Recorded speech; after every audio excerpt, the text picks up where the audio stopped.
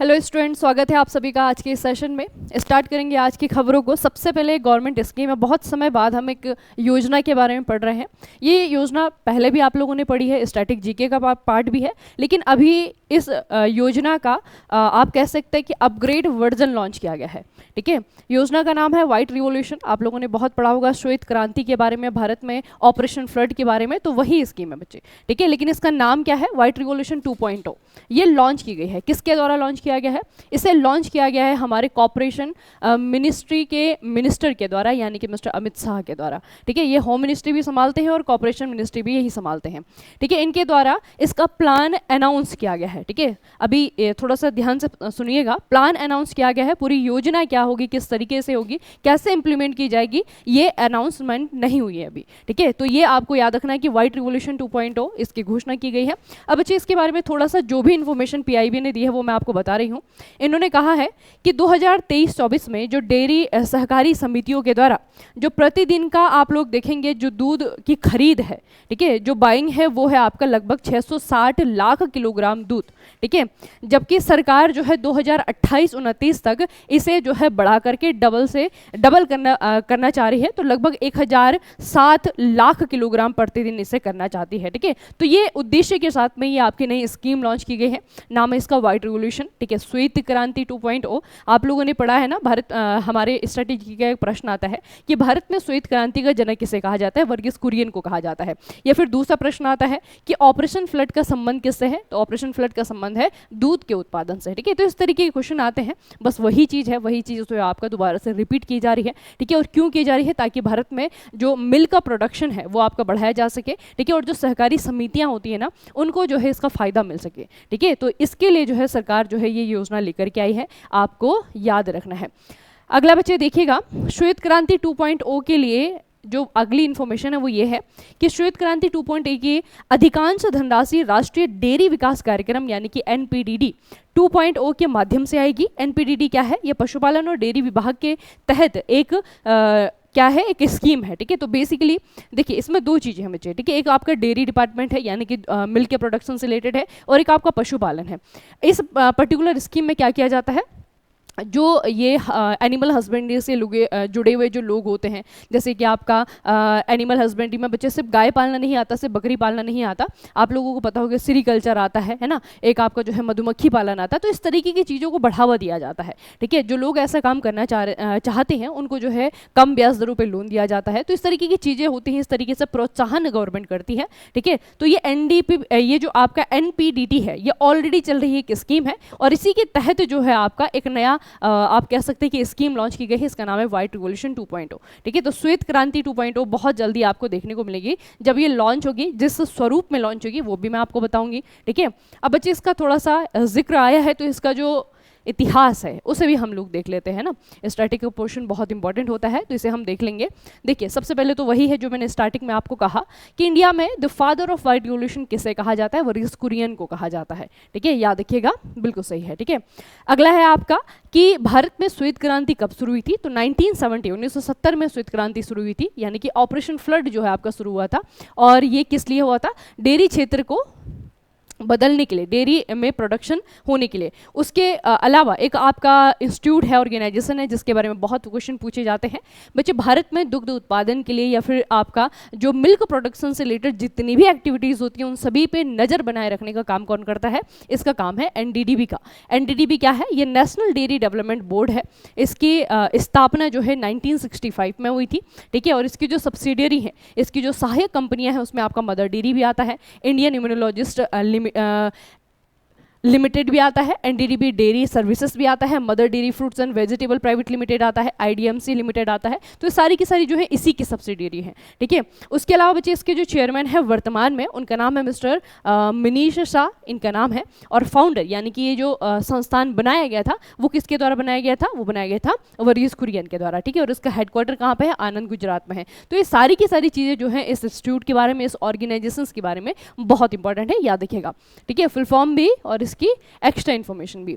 अगला है बच्चे मिल्क प्रोडक्शन में, आप लोगों को वैसे भी पता है, आप लोग करंट अफेयर पढ़ते रहते हैं, तो पिछले साल से हम बहुत बार ये देख रहे हैं कि मिल्क प्रोडक्शन में भारत जो है पहले नंबर पे है। ठीक है, तो ये पहले तो याद रखिएगा कि भारत जो है दुनिया का शीर्ष दूध उत्पादक है। ठीक है, मिल्क प्रोडक्शन जितना इंडिया में होता है उतना कहीं पे नहीं होता है।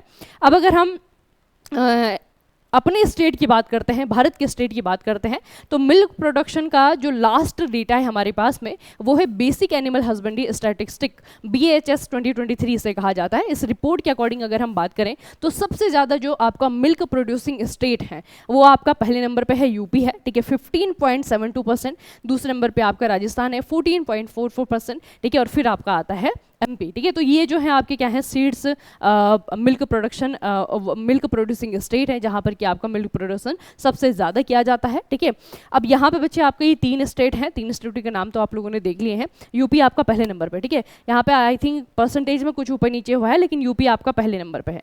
आई थिंक ये 25 होना चाहिए था। ठीक है, तो ये परसेंटेज को छोड़िए, लेकिन ये याद रखिएगा यूपी आपका पहले नंबर पे है मिल्क प्रोडक्शन के मामले में। ठीक है, दूसरा आता है कि मिल्क प्रोडक्शन होता तो यूपी में सबसे ज़्यादा है।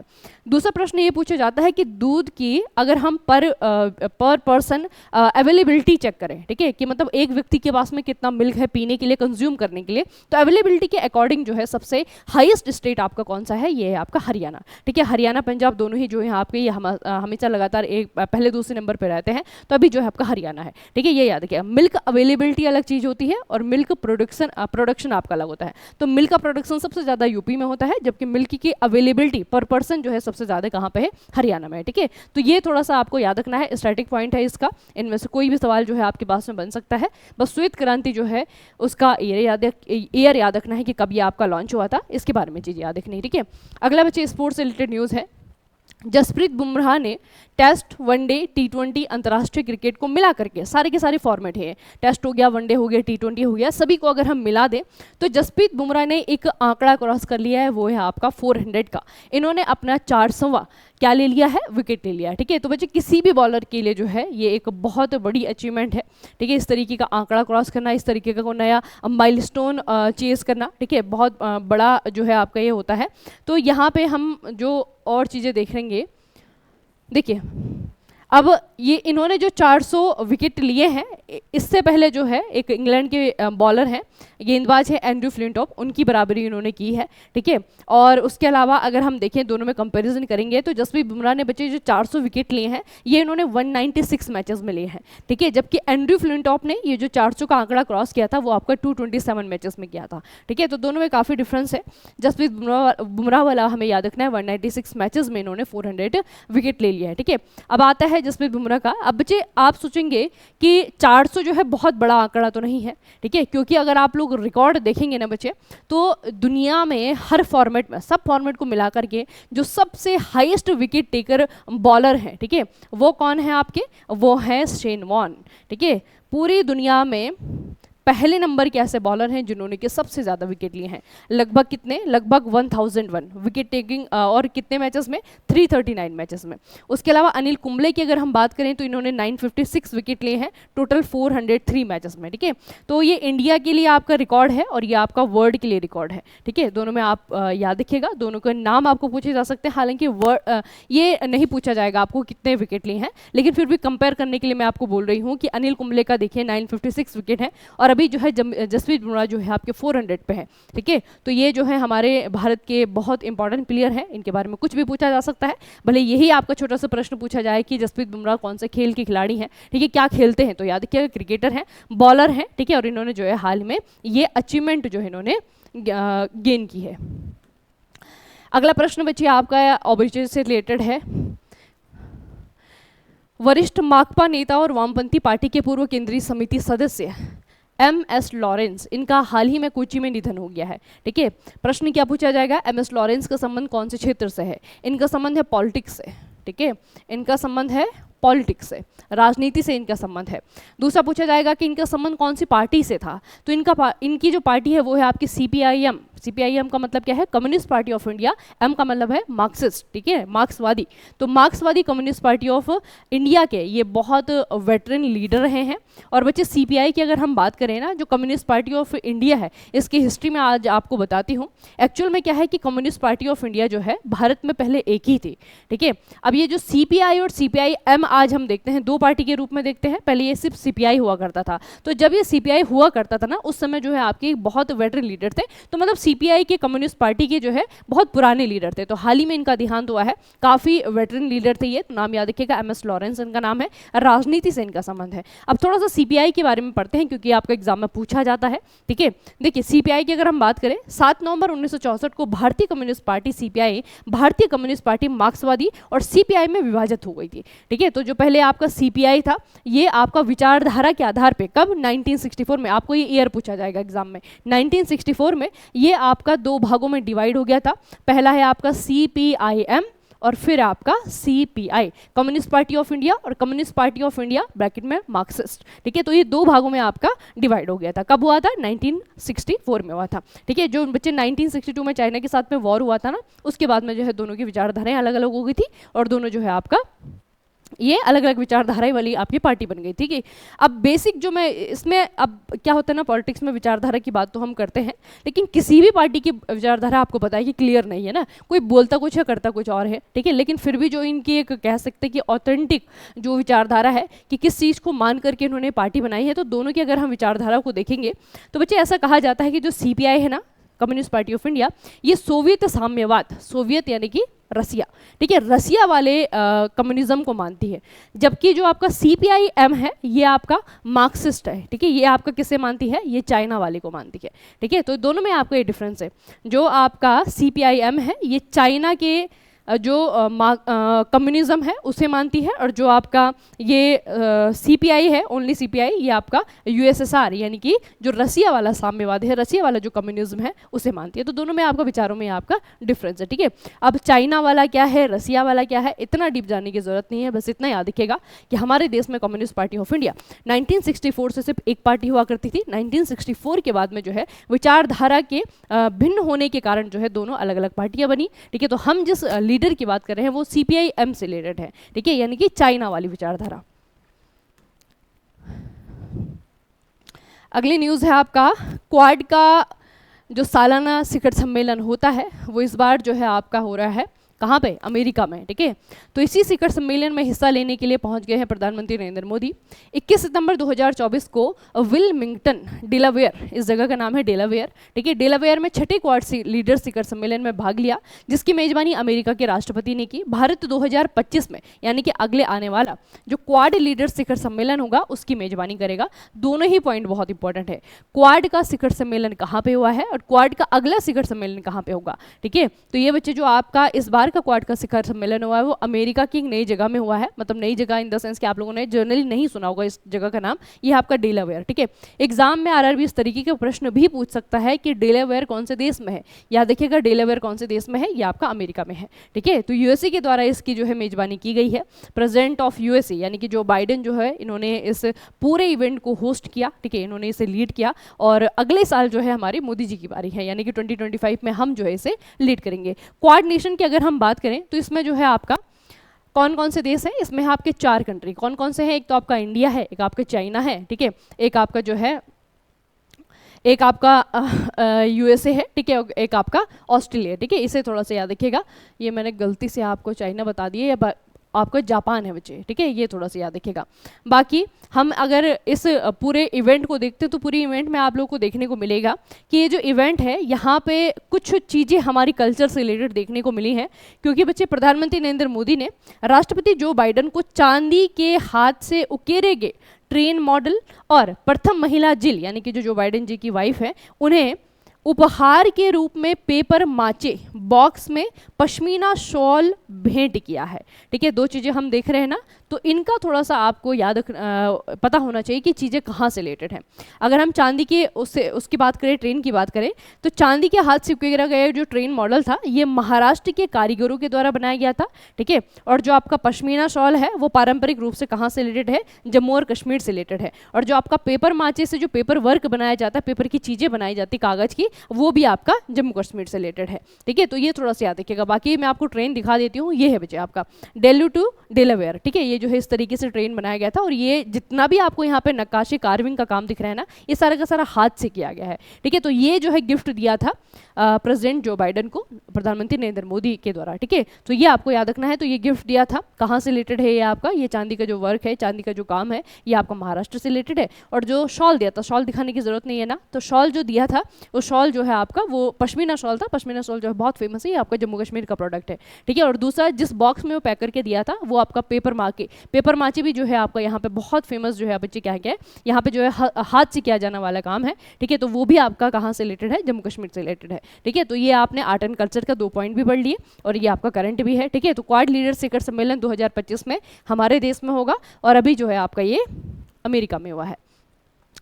अगली आपकी एक शॉर्ट न्यूज़ है। रक्षा मंत्री ने अंडमान और निकोबार के 21 द्वीपों के लिए अपनी तरह के पहले खुले पानी तैराकी अभियान परमवीर को हरी झंडी दिखाई है।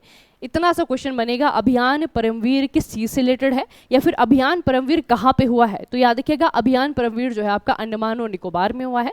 ठीक है, हमारे जो रक्षा मंत्री हैं, यानी कि जो हम रक्षा मंत्री हैं, उनके द्वारा इसे जो है आपका किया गया है। ठीक है, इसे हरी झंडी दिखाई दी गई है, और ये जो है पहली बार किया जा रहा है बच्चे। ठीक है, अंडमान और निकोबार में अगर आप लोग को याद हो तो पिछले ही साल हमने न्यूज़ पढ़ी थी कि अंडमान निकोबार के जो 21 द्वीप है, उन द्वीपों का जो नाम है ना वो 21 परमवीर चक्र विजेताओं के नाम पे रखा गया है। ठीक है, हमने ये न्यूज़ पढ़ी थी, तो वही जो 21 आइलैंड है, द्वीप है, उन्हीं में जो है बच्चे आपका किया जा रहा है। तो एक्सपीडिशन परमवीर इसका नाम है, अभियान परमवीर इसका नाम है, और ये अंडमान और निकोबार में किया जा रहा है। ठीक है, अगली जो न्यूज़ है वो है इससे रिलेटेड, इसे तो आप लोग पहचान ही गए होंगे, लगभग 2 साल जो है ये हमारे सर पे बैठा रहा।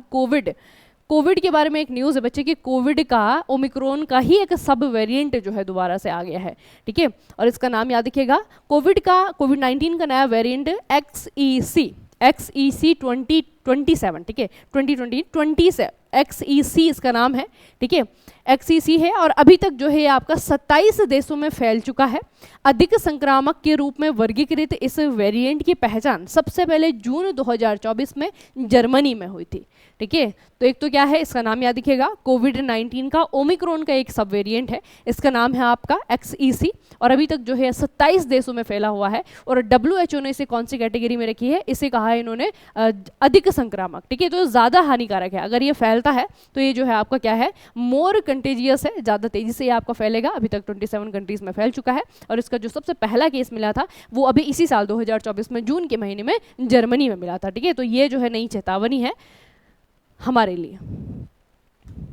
अगला प्रश्न है, कर्नाटका राज्य सड़क परिवहन निगम के नए कर्मचारियों के लिए हृदय संबंधी जांच और उपचार पहल यानी कि सरीगे संजीवनी के कार्यान्वयन के लिए स्कॉच राष्ट्रीय अवार्ड जीता है।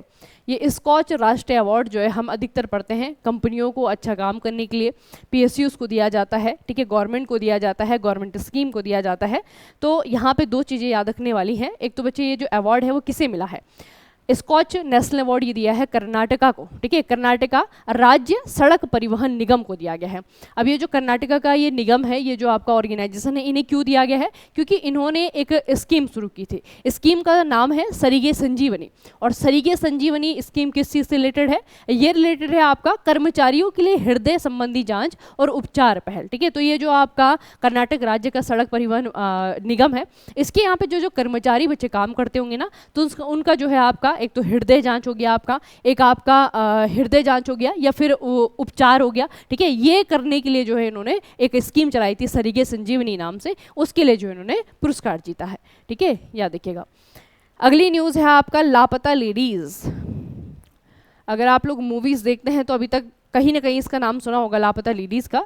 एक नई मूवी है, हाँ मूवी है ये नेटफ्लिक्स पे, ठीक है, नेटफ्लिक्स OTT प्लेटफॉर्म है, सभी लोग जानते हैं। तो उसमें जो है आपका ये अभी मूवी रिलीज़ हुई थी। इस मूवी को बच्चे लापता लेडीज़ को ऑस्कर 2025 के लिए सर्वश्रेष्ठ विदेशी फिल्म श्रेणी में भारत की आधिकारिक प्रविष्टि के रूप में चुना गया है, ठीक है। तो ये याद रखिएगा, अभी ऑफिशियल जो है इसे एंट्री मिली है ऑस्कर के लिए, ठीक है। अभी नॉमिनेशन फाइल हुआ है, उसके बाद में जो है जो भी होगा हम फ्यूचर में देखते रहेंगे, ठीक है। तो अभी तो फिलहाल इतना ही इंपॉर्टेंट है कि लापता लेडीज़ जो कि आपका कहाँ पे है, नेटफ्लिक्स पे आपको मिलेगी, एक OTT पे है, ठीक है, OTT प्लेटफॉर्म पे है। और इसे जो है आपका भारत सरकार की तरफ से या भारत की तरफ से ऑफिशियल एंट्री के रूप में भेजा गया है। और कौन सी कैटेगरी में भेजा गया है, ये है आपका best foreign film category, best foreign film category इसमें भेजा गया है। अगली जो न्यूज़ है ये है बच्चे आपका चेस से रिलेटेड, ठीक है। अब यहाँ पे बहुत बड़ी न्यूज़ है ये, ठीक है, बड़ी कैटेगरी में आना चाहिए था, लेकिन ये शॉर्ट कैटेगरी की न्यूज़ है, ठीक है। बड़ी दिख रही है, अभी मैं बताती हूँ आपको थोड़ा सा एक्सप्लेन करके। देखिए न्यूज़ ये है कि चेस ओलंपियाड होता है, जैसे आप साइंस ओलंपियाड देखते हैं ना, math olympiad, physics olympiad, biology olympiad, उसी तरीके से आपका चेस ओलंपियाड हुआ है। और पहली बार ऐसा हुआ है कि यहाँ पे जो भारत की तरफ से दोनों टीम गई हैं, वुमेंस की और मेंस की, जो दोनों टीम गई है दोनों ने गोल्ड मेडल जीता है, ठीक है। तो पहली बार ऐसा हुआ है बच्चे, first time in the history Indian men's and women's team won gold medal in chess Olympiad, ठीक है। तो पहली बार ऐसा हुआ है। अब ये न्यूज़ बड़ी इसलिए बनी है क्योंकि मैं आपको खिलाड़ियों को नाम बताना चाह रही थी जो इसमें नाम थे, हालांकि सबका नहीं है, लेकिन जो आपके बहुत फेमस नाम है जो बहुत अच्छा प्रदर्शन कर रहे हैं अभी सभी जगह, ठीक है। अगर हम लड़कों की बात करें, मेंस की बात करें, आपको GM गुकेश का नाम पता है, D गुकेश का नाम पता है, ठीक है। आपको अर्जुन एरिगेसी का नाम पता होना चाहिए, आपको R प्रगनंदा का नाम पता होना चाहिए। ये बच्चे बहुत बेहतरीन खेल रहे हैं, अभी इंडिया के जो है टॉप के ग्रैंड मास्टर हैं, ठीक है। उसके अलावा अगर हम लड़कियों की टीम की बात करें तो लड़कियों की टीम में जो है आपका हरिका दुरनवल्ली थी, R वैशाली, ठीक है, ये थी, इसमें दिव्या देशमुख थी, वंतिका अग्रवाल थी और तानिया सचदेवा है। तानिया सचदेवा बहुत फेमस है, ठीक है। तो तानिया सचदेवा है, R वैशाली है, ये सारी के सारे जो है चेस के प्लेयर हैं और इन्होंने जो है अपनी अपनी टीम को यहाँ पे गोल्ड मेडल दिलाया है और दोनों ने मिलकर के भारत के लिए गोल्ड मेडल दिया बेसिकली, ठीक है। तो पहली बार ऐसा हुआ है कि चेस ओलंपियाड में हमारी दोनों ही टीम ने, मेंस वुमेन्स दोनों ही टीम ने जो है गोल्ड मेडल जीता है, ठीक है। तो जिन लोगों की वजह से अचीवमेंट मिली है इंडिया को, कम से कम उनका नाम पता हो, है ना। वैसे मुझे पता है कि ये जो खिलाड़ी हैं आपके D गुकेश हो गया, R प्रगनंदा हो गया, आप लोग भी नहीं देखते होंगे, आप लोग भी इनका नाम पता होगा, है ना, पता होना चाहिए बच्चे, नहीं पता है तो नाम याद रख लीजिएगा। सारे के सारे जो है अभी टॉप के खिलाड़ी हैं सारे, ठीक है। R वैशाली हो गई आपकी, इनको अभी अर्जुन पुरस्कार भी मिला है 2024 में, ठीक है। और ये भारत की तीसरी महिला ग्रैंड मास्टर भी हैं, ठीक है। उसके अलावा जो आपकी हरिका दुरनवल्ली है, ये भारत की दूसरी ग्रैंड मास्टर है, ठीक है। तो इनका नाम याद रखिएगा, इनका खेल याद रखिएगा कि कौन से खेल से रिलेटेड है। शतरंज की खिलाड़ी हैं सारे के सारे और इन्होंने भारत को जो है अचीवमेंट दिलाई है। अगली जो न्यूज़ है ये एक अपॉइंटमेंट है। अपॉइंटमेंट कौन से वाले डिपार्टमेंट में, एनसीआरबी यानी कि नेशनल क्राइम रिकॉर्ड्स ब्यूरो। यहाँ पे बच्चे चीफ के रूप में नए व्यक्ति को चुना गया है, इनका नाम है आलोक रंजन, ठीक है। तो भारतीय पुलिस सेवा IPS अधिकारी आलोक रंजन साहब को हाल ही में राष्ट्रीय अपराध रिकॉर्ड ब्यूरो का प्रमुख नियुक्त किया गया है, चीफ नियुक्त किया गया है, ठीक है। तो यहाँ पे तो कुछ है नहीं इसे एक्सप्लेन करने के लिए, बस याद रखिएगा भारत में बच्चे क्राइम्स के रिकॉर्ड रखने के लिए, ठीक है, अपराधों का रिकॉर्ड करने के लिए अलग सा ब्यूरो है, अलग सा डिपार्टमेंट है, उसे NCRB कहा जाता है। तो NCRB की रिपोर्ट हम पढ़ते हैं जब भी करंट में आती है, NCRB की रिपोर्ट आती है, बताती है कि भारत में जो है कितने प्रकार के क्राइम है, कौन से स्टेट में सबसे ज़्यादा क्राइम है, इस तरीके की रिपोर्ट आपका निकालता है, ठीक है। और इसके बारे में अगर हम कहें तो 1986 में इसकी स्थापना हुई थी और इसका हेडक्वार्टर जो है आपका दिल्ली में है। बस इतना थोड़ा सा इसके बारे में बेसिक याद रखिएगा, बाकी अपॉइंटमेंट बहुत इंपॉर्टेंट है, ठीक है। जो भी ऐसे गवर्नमेंट ऑर्गेनाइजेशंस होते हैं किसी पर्टिकुलर डिपार्टमेंट पे, वो हमेशा ही इंपॉर्टेंट होते हैं ना। तो हमने NCRB का हेड पढ़ा, उसके अलावा बच्चे जो खिलाड़ियों वाली न्यूज़ है वो खिलाड़ियों के नाम बस आपको बताने के लिए थे, दिमाग में रख पाएँ तो रखिए उन्हें, ठीक है। वैसे हम बहुत बार इन्हें पढ़ते हैं जब भी आपके GM बनते हैं, ठीक है, जब भी कोई नया ग्रैंड मास्टर बनता है उसे हम पढ़ते हैं ना। तो ये इन खिलाड़ियों का नाम याद रखिएगा, बस एक लाइन में आपको प्रश्न पूछ लिया जाएगा कि इस खिलाड़ी का संबंध कौन से खेल से है, इतना याद रखने के सारे शतरंज के खिलाड़ी हैं और बेहतरीन खिलाड़ी हैं, ठीक है, इतना याद रखिएगा। चलिए बाकी आज का सेशन यहीं पर समाप्त करते हैं। आप लोग RRB की अलग अलग प्रकार के पेपरों की तैयारी कर रहे हैं, ALP की तैयारी कर रहे हैं, कोई टेक्नीशियन की कर रहा है, कोई RRBJ की प्रिपरेशन कर रहा है, कोई NTPC का फॉर्म भी भरेगा, ठीक है। तो हर चीज़ के लिए बच्चे सॉल्यूशन मैकेडिजी मैकेनिकल मोबाइल एप्लीकेशन पे है, ठीक है, वहाँ पे जाएंगे, अच्छे से चीज़ों को देखेंगे, परखेंगे, ठीक है। और डेमो दिया गया है इसीलिए ताकि आप लोग देख सकते हैं, पहले जान सके किस तरीके का कंटेंट है, किस तरीके से जो है आपको पढ़ाया जा रहा है। तो RRB के लिए डेडिकेटेड बैच जो है आपका है, फाउंडेशन बैच है, ठीक है, वहाँ पर जाएंगे, डेमो वीडियोस हैं, कंटेंट जो है आपका ई बुक्स जो है उसकी भी आपको डेमो दी गई है, तो पहले देखिएगा, ठीक है। उसके बाद जो है अपने अकॉर्डिंग, अपने नीड के अकॉर्डिंग चीज़ों को लेना है, ठीक है। चलिए फिर आज के सेशन को यहीं पे समाप्त करते हैं, मिलेंगे कल के सेशन में। तब तक के लिए पढ़ते रहिए, बढ़ते रहिए, अपना खूब सारा ख्याल रखिएगा। आप सभी का बहुत बहुत धन्यवाद।